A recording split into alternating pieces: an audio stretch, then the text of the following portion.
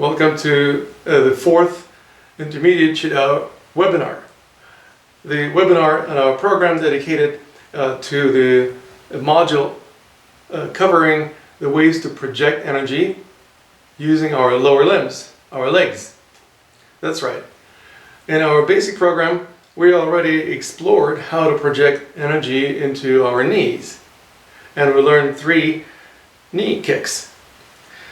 In our basic program, we also learn how to send waves into the elbows.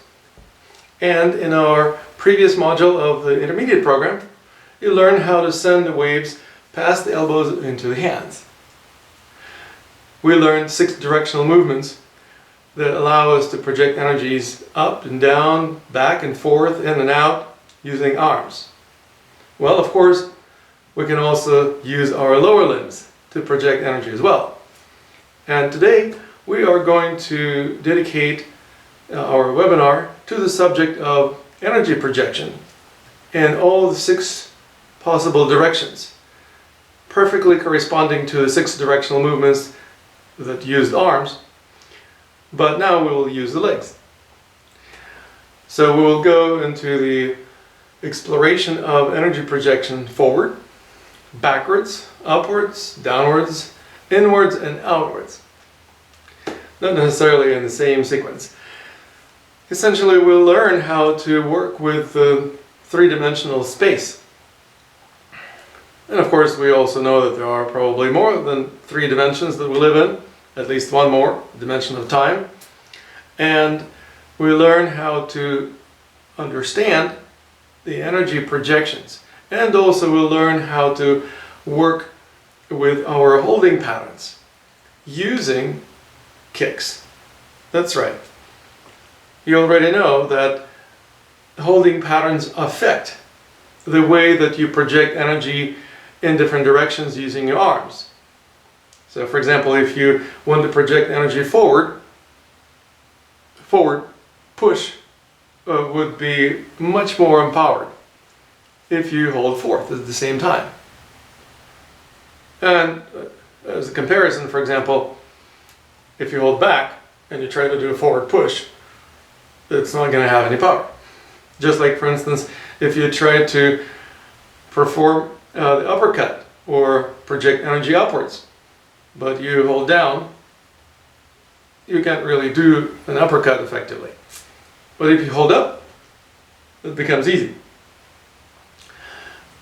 Well, the movements of the legs, or the ways that we use the legs for projecting energy in different directions, have effect on our holding patterns.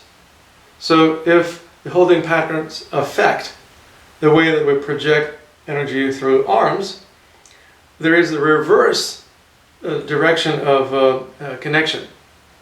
The leg movements or kicks affect holding patterns. You will see what I'm talking about in just a few minutes.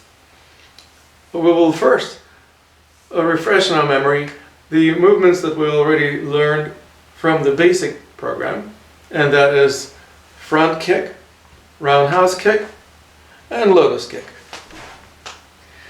The front kick, performed with the knee, required a step with the opposite foot forward so that you would gain momentum. Then you can lift the foot that's behind up. If you lift that foot first without gaining momentum, you will actually start falling backwards. That's how we perform natural step back. We don't want to fall backwards while performing front kick because you can only push yourself away from your target. So we need to be able to perform the front kick at the same time as the center mass is moving forward, and that will make it a primary movement.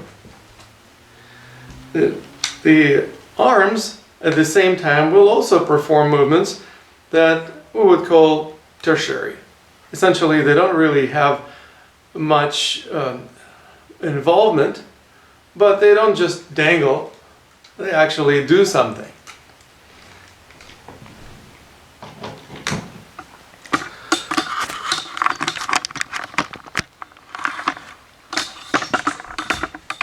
begin our exploration of the front kick by simply taking the step in the direction where we already want to project energy, turning the center line to align with the toes of the weight-bearing foot, which would be the front foot now. But then when you start lifting the back leg, initially the knee goes forward, but then you start pivoting. So if I project the movement towards you, it will be like this, and the knee is pointing forward, but the torso starts turning sideways. The standing leg also turns sideways, almost 90 degrees in relation to the direction towards the target. And that would be the knee kick. However, we don't want to stop at the knee at this point. We want to project energy further down the lower leg all the way to the foot. How do we do that?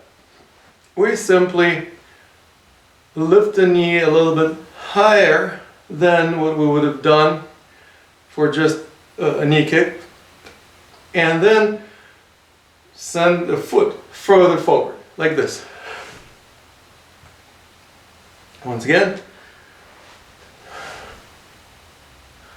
So what happens is that the part of the body that receives the wave rises. The hip rises first, then it lifts the knee up.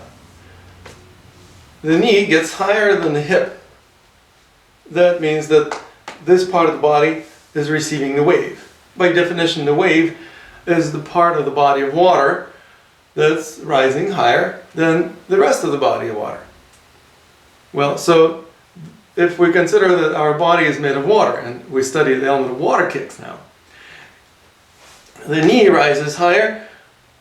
That means that there is energy in it. We also project the energy further past the knee into the foot.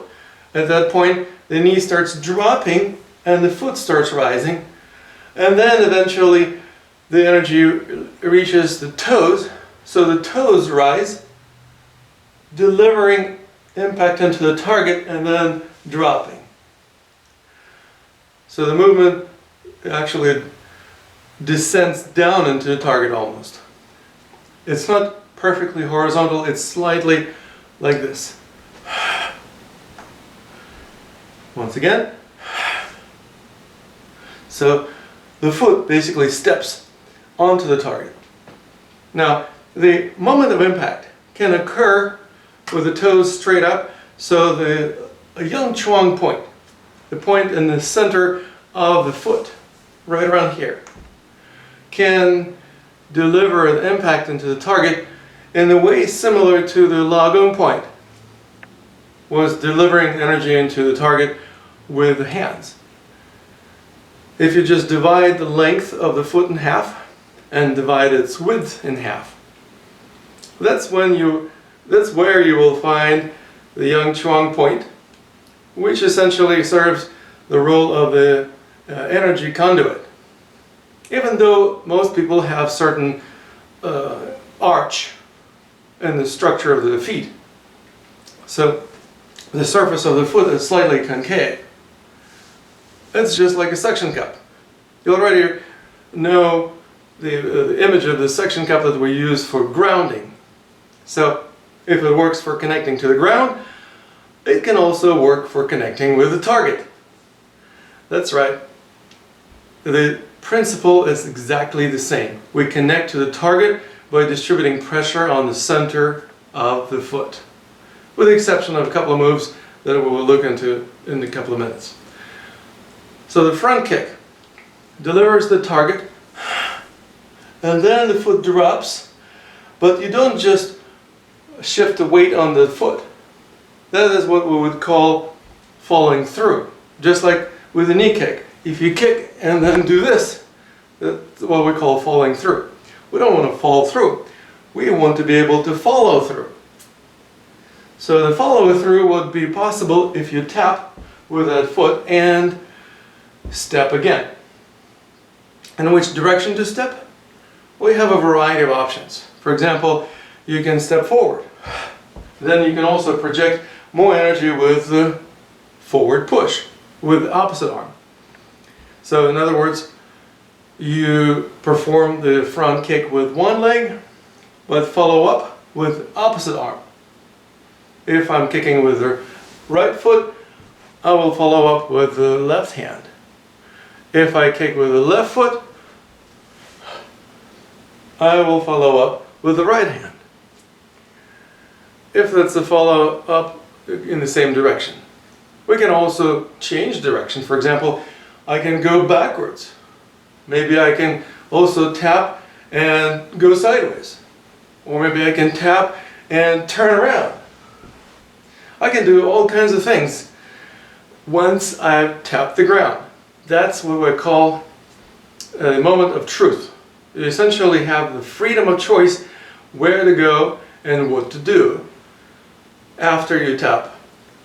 If you don't tap, you are very likely to get stuck. I call it being encumbered with your own kick. Especially if you missed the target, so you didn't really deliver the kick into the target.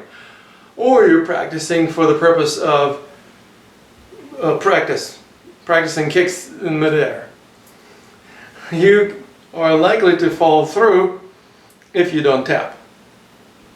If you are tapping, just taking a little tap an extra step, miniature extra step, is better than none whatsoever. Why is that? Because it is virtually guaranteeing that you are not stuck. You tap and there's going to be a certain recalibration of your alignments, of your positioning, of your center line, alignment, and everything else. That's right, center line will most likely turn towards the target if you step forward. If you step somewhere else, of course, the center line will be pointing wherever you need to point. But if you follow through with the forward push, then your center line will naturally turn forward. That also will allow you to project energy with the opposite hand efficiently because your hand will be on the center line. If you want to, you can also continue with another forward push, or you can switch to another front kick. So basically you have freedom of choice what to do. For instance, I make a front kick, I make a forward push, I make another front kick, I make another forward push. So I can make a series of movements projecting energy forward, either with arms or with legs. That also allows me to affect my own holding pattern. In what way? Let's consider that holding pattern of tension in the body can be understood by looking at the physical body surrounded with its energy. In Chinese, the terminology is called Wu Qi or Wei Qi, the external energy field. It's like a bubble surrounding the physical body. Now, if I hold forth, where do you think the bubble shifts in relation to my physical body? That's right, it shifts forward. It's almost like the energy is pulling me in this direction, but I'm not quite going. As a matter of fact, how would I stop myself from going where the flow is pulling me? By tensing up. That's why I always refer to tension as frozen movement. That's how you stop your ability to flow with the Qi. If the flow is going somewhere and you relax, you're actually more likely to move with the flow. You're not resisting or struggling against it. But if you stop yourself by tensing up, then you're not going with the flow. You are essentially struggling against the flow. Now, we already figured that if you hold forth, your forward push will be empowered. But front kick will not only empower your forward push, it will also affect the holding pattern. It actually will bring your physical body more in the center of its own energy bubble. So if I'm holding fourth and my energy bubble or my energy field is further forward than my physical body, so the center of this energy field is not right where my body is, it's actually further forward. My physical body actually would need to catch up with its own energy. That's right. In Qi Dao, we don't manipulate energy as much as we learn how to flow with energy. And that's one of the ways to understand how we flow with energy. We essentially understand that there's flow happening. What if I bring my body into the center of its own energy field? Then, by definition, I become centered. And also, because I'm moving now, rather than resisting the flow, I become more relaxed. If we realize that tension is frozen movement, essentially we defrost tension and allow the movement to erupt or to start flowing freely. So, if I hold fourth, an easy cure for that would be to simply perform a couple of front kicks. I usually recommend doing the same number of kicks on both sides. Doesn't matter usually which side you start with, but you can experiment and find out which way works best for you. But you essentially can start with just a couple and see if it affects your holding pattern. I can pretty much guarantee that you'll notice the difference. As you discover for yourself this way of working with your own holding patterns, this will become a huge playground where you can experiment with dispelling the holding patterns of yours and essentially developing the ability to perform much more effectively whatever movements you want to learn to perform. Now, the next thing that we're going to do is we're going to learn how to project energy backwards, in reverse. Obviously, we never learned in the basic Qi Dao program how to project energy backwards because the knees don't bend backwards. At least most human knees don't.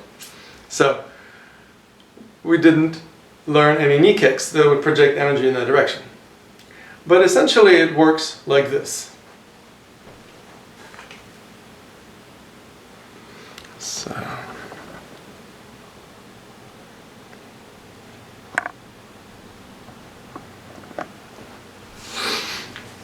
I'm going to project energy backwards first by stepping back with the foot that's already behind. That's by definition a natural step.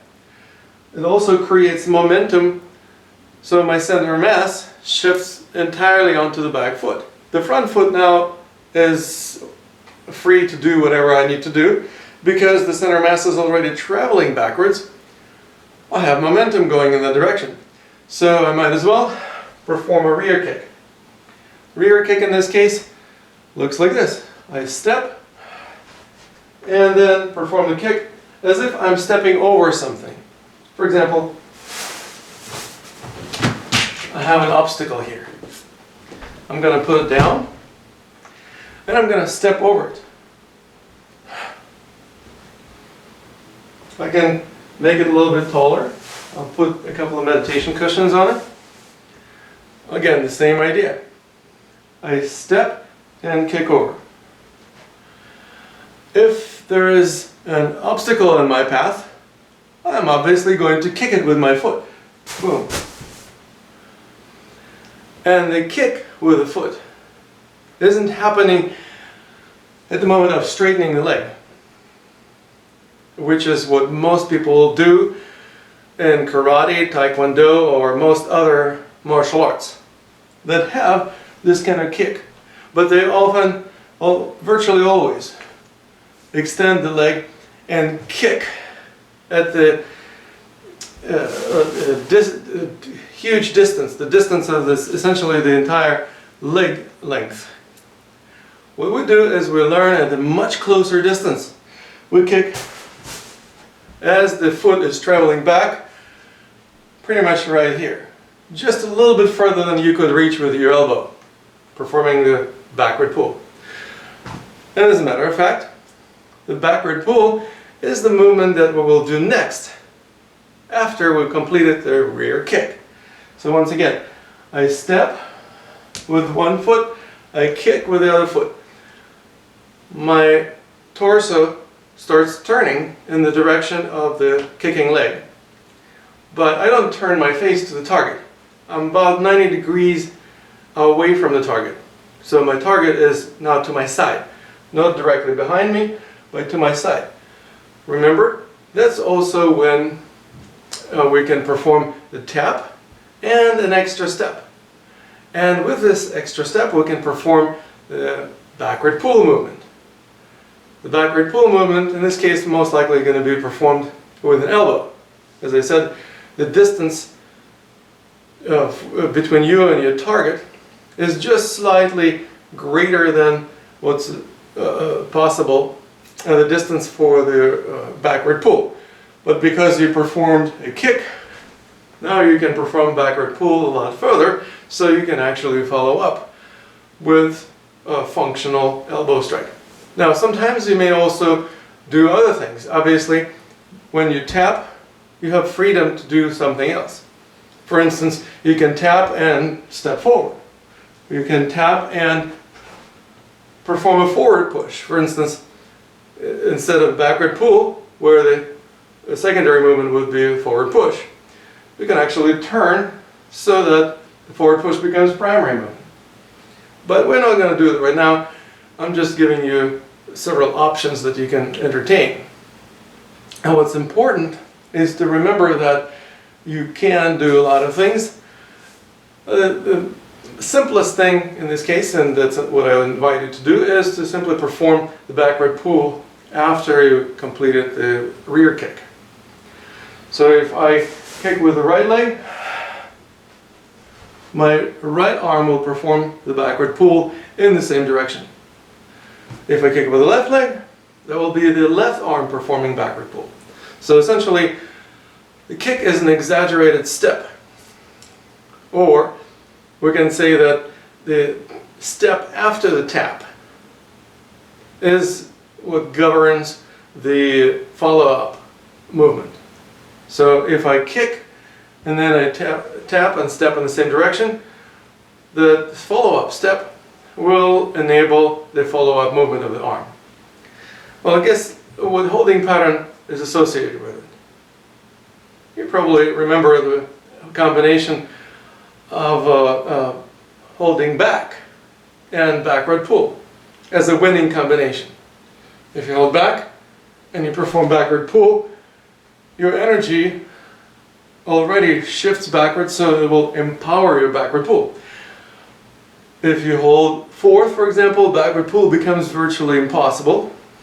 If you hold down or hold up or hold in or hold out, it also makes it difficult. But if you hold back, easy. Now, you know how that works, but now we can also see how holding back can be healed in a sense, or at least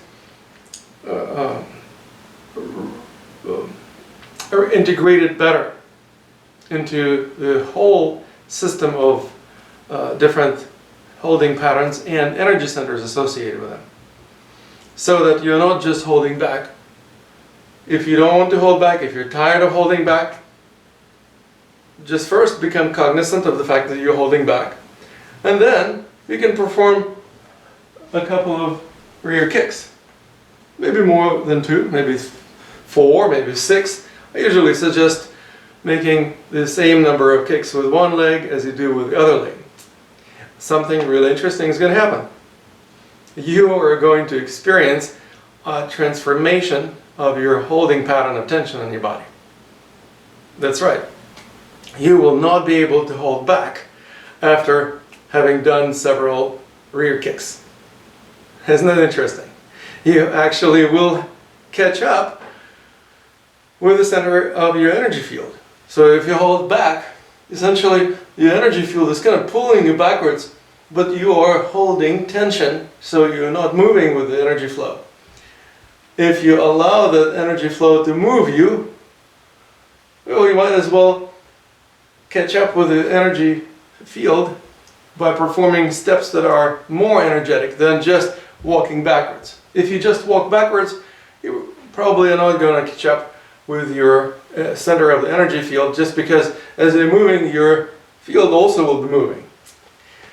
Interestingly enough, if you perform fast movement like a kick, it repositions, realigns, restructures your energy dynamics. So you actually essentially become more centered. You no longer hold back. I invite you to experiment with that. You can actually try to hold back and perform a few rear kicks and see how you feel after that. The next thing that we will do is we will look into another movement. And by the way, the delivery of impact into the target again happens with the sole of the foot. So let's not forget that this is just like a soulful step. The Yang Chuan point at the center of the sole of the foot delivers the impact into the target. Not the heel, not the toes, not the side of the foot. The entire sole of the foot steps into the target and eventually descends down. So just like with a front kick, the hip rises first, then the knee rises, then the foot rises, and then the foot drops down onto the target. And so again, you're essentially stepping down into the target. You're not just moving horizontally, you're descending, and the center mass is also descending. That is what makes this kick a primary movement. You may recall a roundhouse kick as the movement that I jokingly call resembling swinging the leg over a bicycle seat. It looks like this. Now, that's the movement with the knee. How about we send the wave further, past the knee? The movement further past the knee will look like this. First, I initiate the movement called natural turn. So I already begin the momentum of my center of mass beginning to turn and shift the weight onto the opposite leg. So if I'm kicking with the right leg, I'm going to turn to the left. Ideally, my target is somewhere off to my left. So I start turning towards my target, at the same time shifting the weight onto my left foot. And I will continue this pivoting motion, pivoting on the ball of the foot. That's one of those few times when we actually pivot on the ball of the foot rather than the heel. So essentially, pivoting inwards is done usually on the ball of the foot. Pivoting outwards is done on the heel. We'll look into the pivoting on the heel as a natural turn. And of course, the movement of the arm also can support the roundhouse kick. So essentially, you can perform kind of a truncated closing. You don't do the full-fledged closing. I just simply begin the closing movement, initiating the movement of the arm.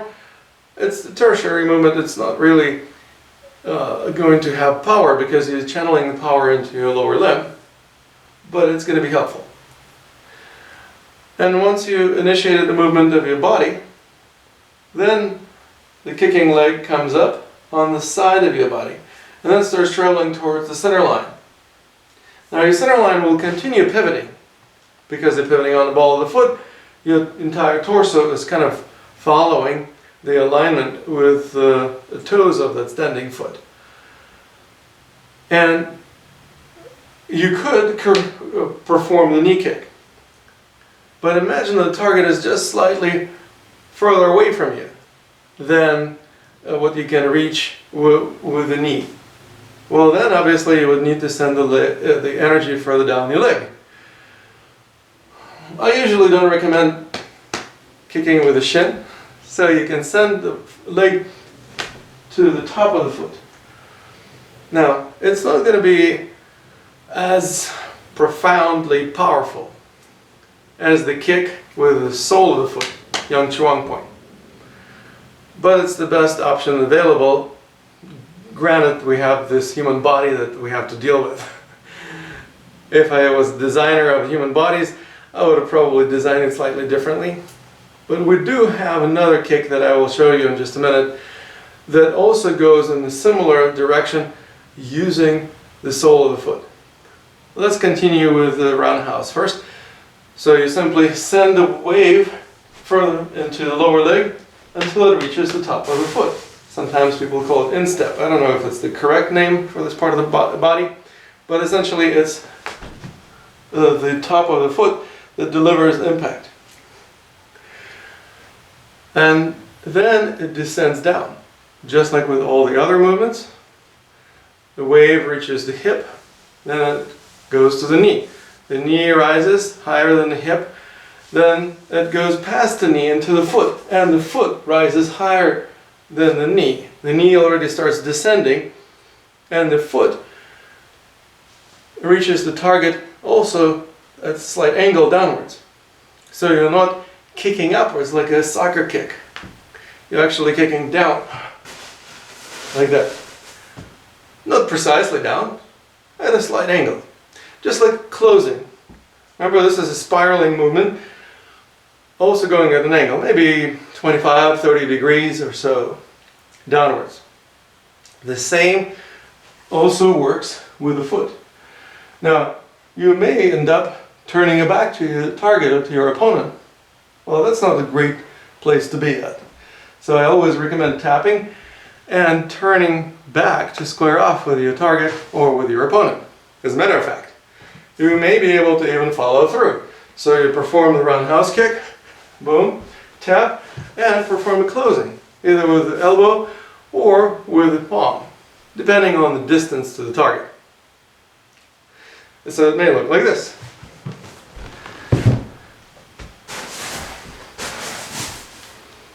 You perform one closing, one roundhouse, tap, another closing, another roundhouse, tap, another closing, another roundhouse, tap, another closing, another roundhouse, tap, and so on.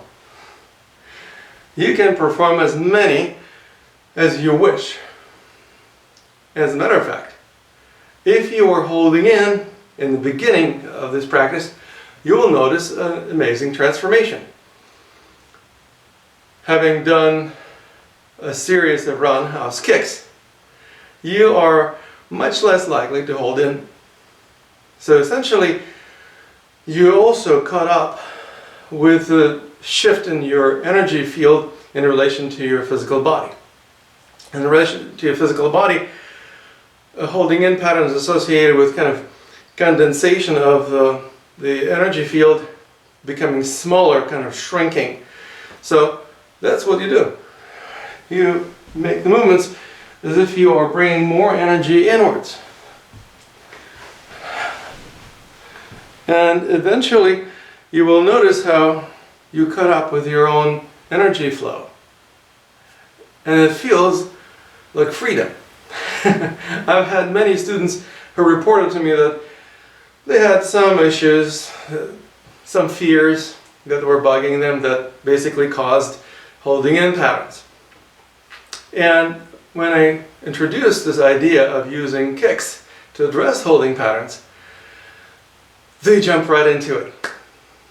And lo and behold, the holding patterns were gone. Now, personally, I know that it works. I've worked with all holding patterns myself.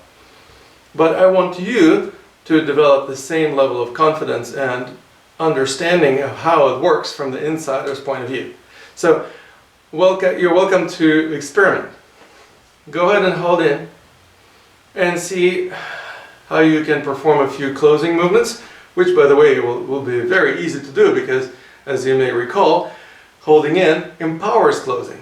So you do a closing, boom, another closing, another roundhouse, another closing, another roundhouse, another closing, another roundhouse. As with all the other kicks, I recommend doing more or less the same number of kicks on either side, so that you develop a certain degree of balance. And a fun thing is also going to be to observe how it works in other people.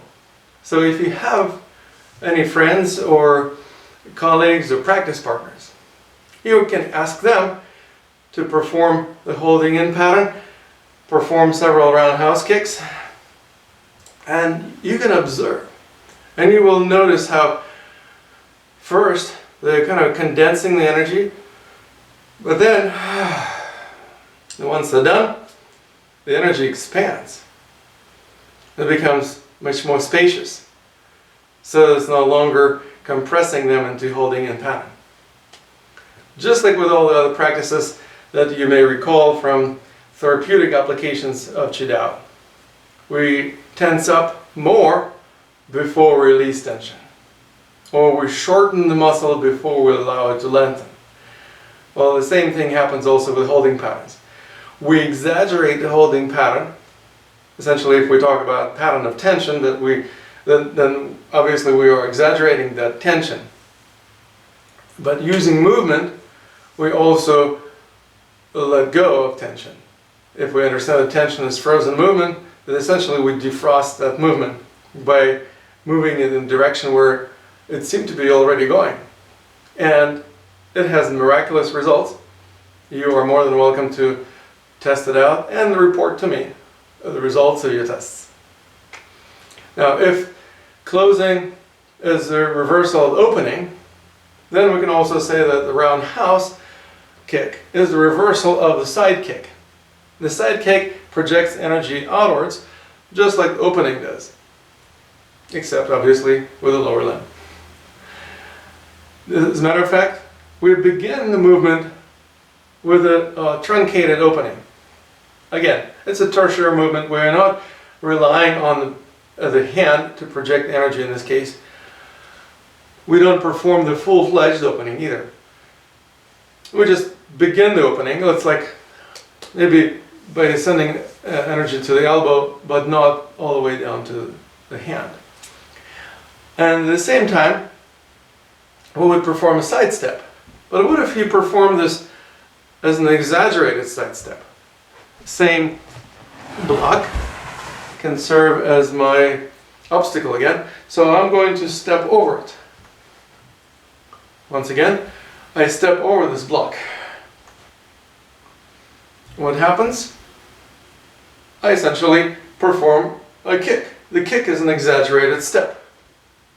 If I have something on top of this block, for example, a couple of meditation cushions, I will either step over them or I will kick them. Boom. So you can see how the delivery of this kick also doesn't happen at the point of extension of the leg, like that. No, we're not extending the leg all the way. The leg delivers impact on its way down to the ground. So it basically reaches the apex of movement up here, and then just slightly past this apex, it kind of follows an arch-like trajectory. And so once it reaches the top of this arch and starts descending down, that's when you deliver the impact.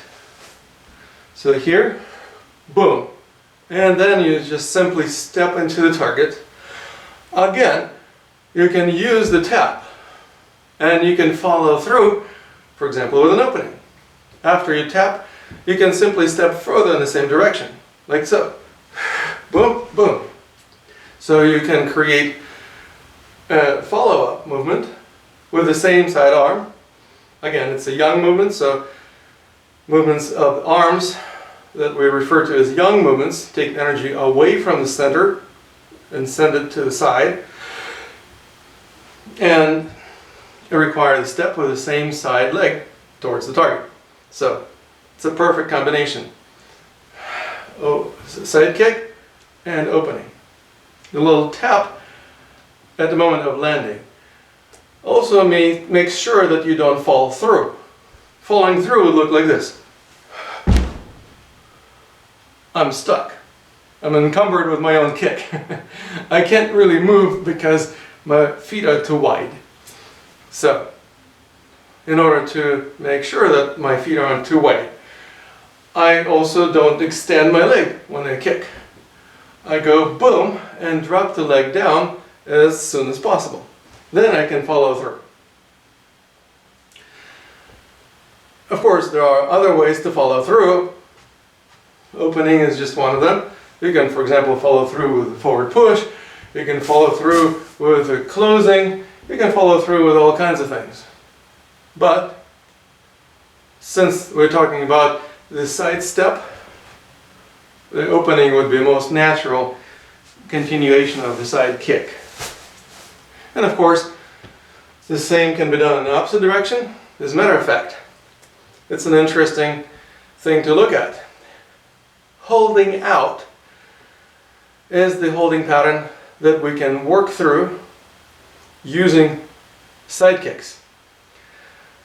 And the direction of the shift of the energy field can be observed by simply checking which of the feet carries more weight. Holding out is always associated with carrying more weight on one leg or the other. So if I'm carrying weight on my left leg, I'm holding out to the left. So imagine that if you can see my energy bubble or energy field, I'm not quite centered. The energy is like pulling me in this direction, but I'm not quite going. Well, guess what? What if I actually go? What if I stop resisting the flow of Qi? What if I go? As a matter of fact, instead of just a side step, which would be kind of like not quite enough to catch up with my energy field, I perform a giant side step or a side kick. We already discussed that kicks are exaggerated steps. That will propel my center of mass a lot faster, and I will eventually catch up with my own flow of Qi. But the interesting thing is that we want to perform the movement in the opposite direction as well.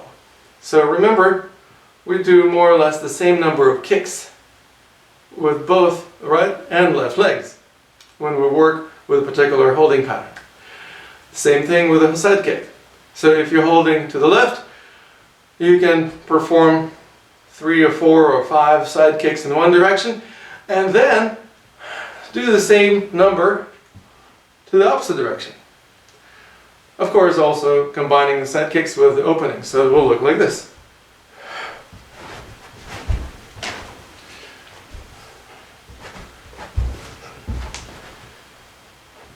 You can notice a significant change in your holding pattern after just a few of these maneuvers.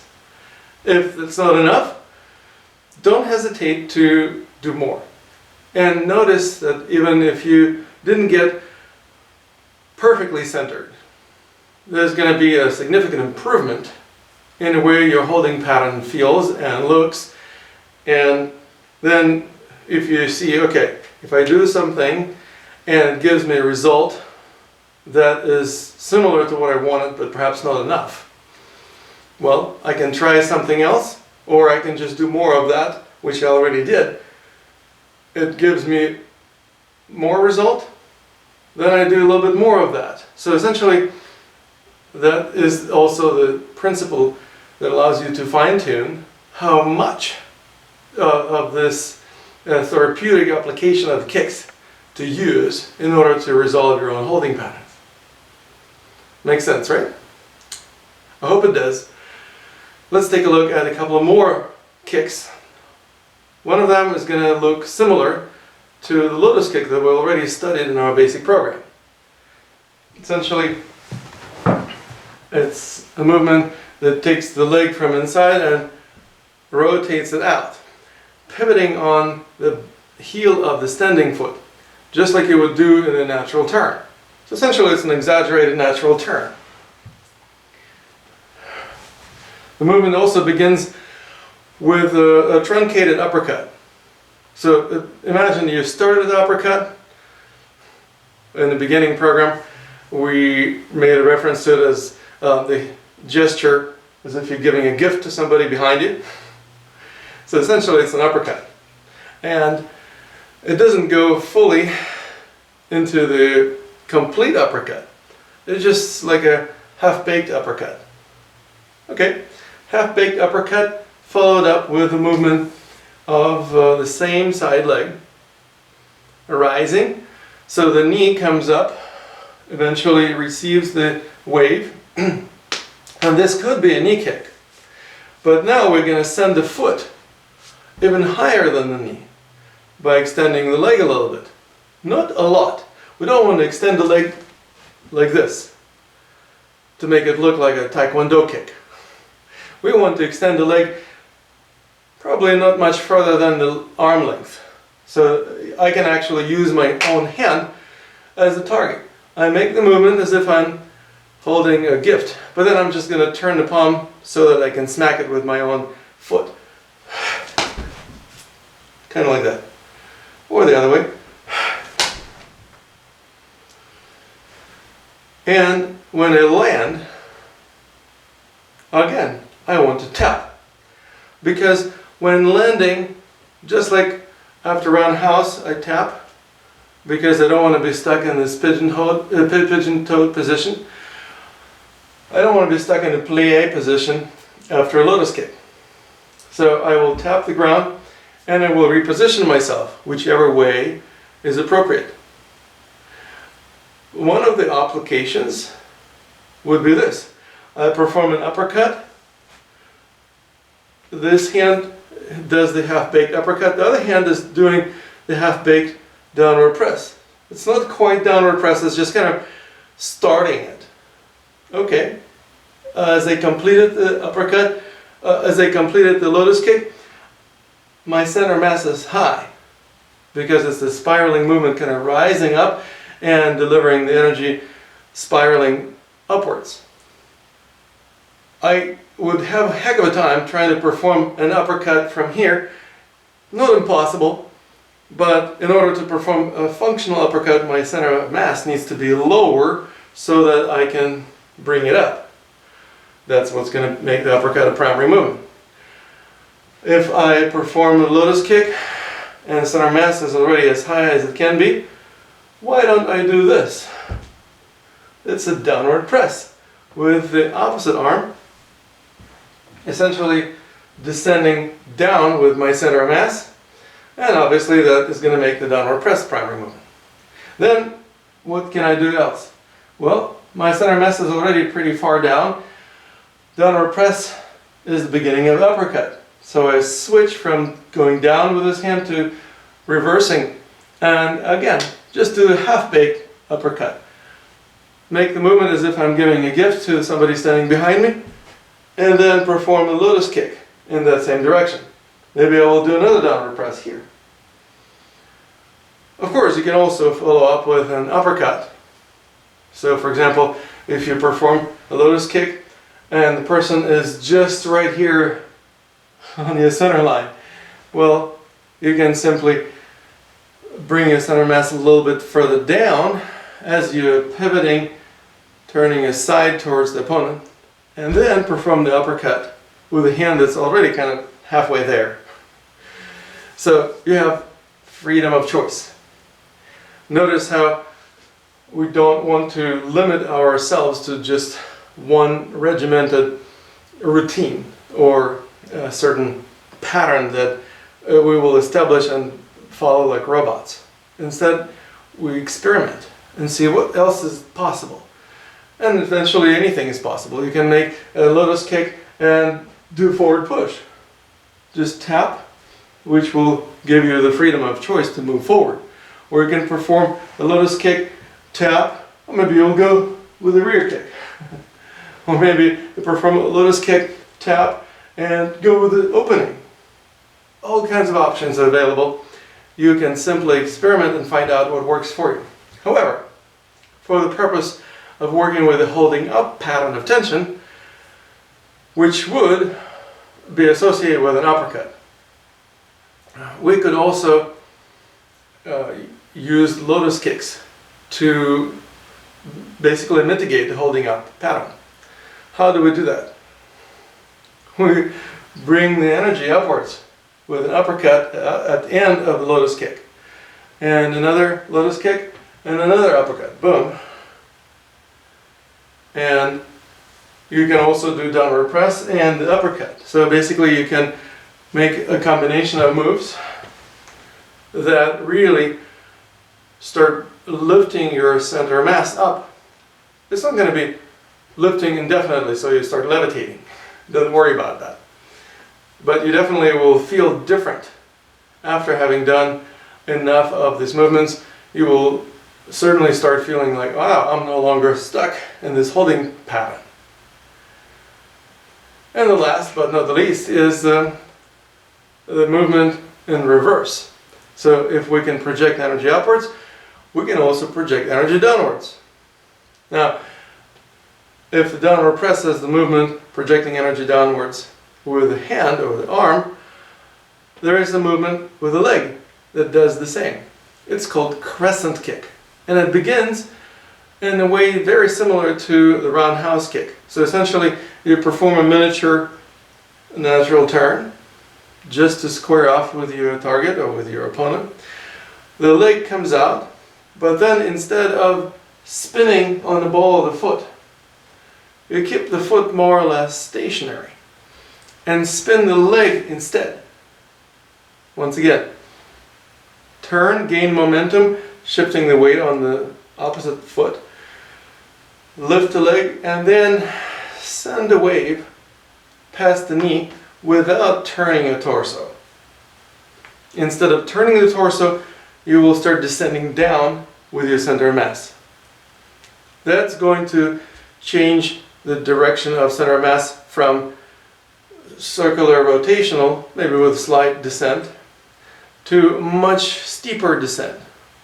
So it's still spiraling, but it's going at much steeper angle. Kind of like this. Once again. I'll try to do it slower so that you see what I'm doing. The foot kind of swings past the knee and then descends down. Also in a plie fashion, similar to the position that you land in after a lotus kick. Except you're not doing a lotus kick, you're actually doing the movement in reverse. But the feet still pointing kind of toes outwards, both feet.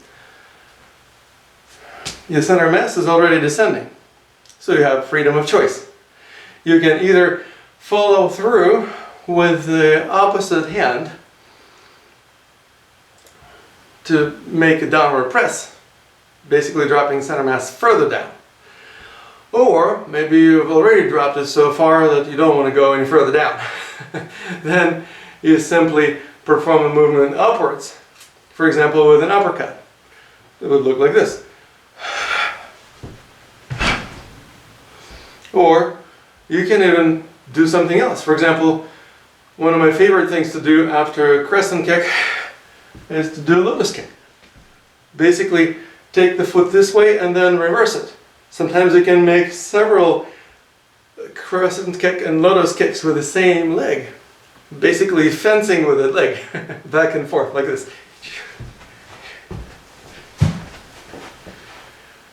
It's very effective for the purpose of projection of energy.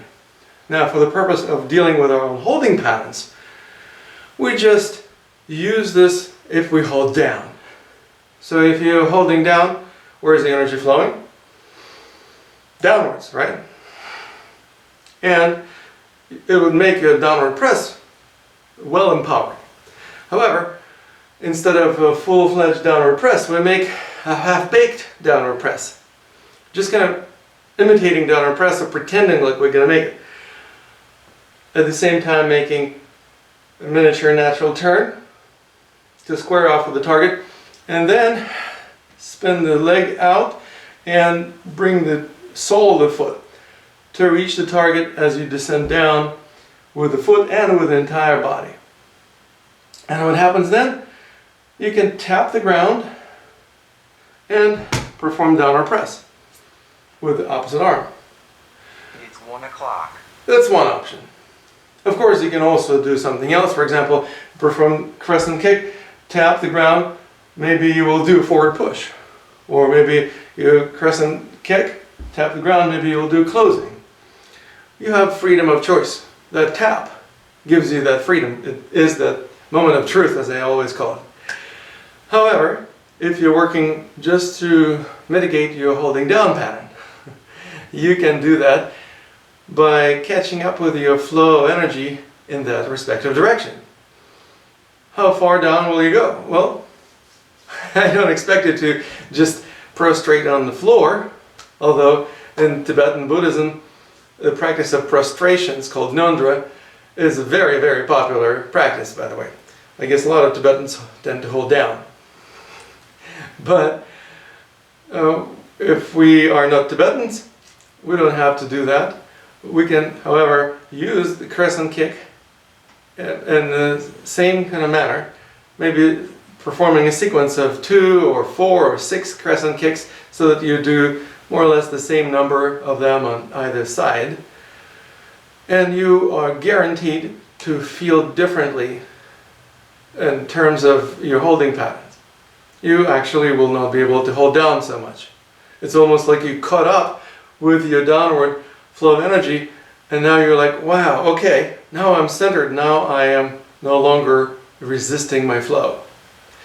And that's what the art of being in the flow is really about. It's about quitting to resist the flow, learning to recognize where the flow is going, developing the trust that the flow knows where to go, instead of trying to manipulate it or direct it where we think it should go or resist it. We actually learn how to go with the flow. You can experiment and see, what does it feel like? What's going to feel like if I do it this way? What is it going to feel like if I do it that way? But eventually you will discover for yourself that surrendering to the flow is the most efficient way to deal with it. Because the flow of the whole universe is so much more powerful than your own individual flow. So the most intelligent way to deal with it is to align with it and go with it so that you become one with the universe. That also makes you invincible, it makes you empowered, and hopefully more enlightened. Becoming one with everything is one of the key qualities of being an enlightened being. So I invite you to experiment with it, test each and every one of these kicks, and report to me the results of your tests. If you have any questions or comments, of course, as always, you're welcome to send me your emails or communicate to me about these during your subsequent coaching sessions. I look forward to speaking to you and helping you work through any challenges. Until then, have a wonderful time. Namaste.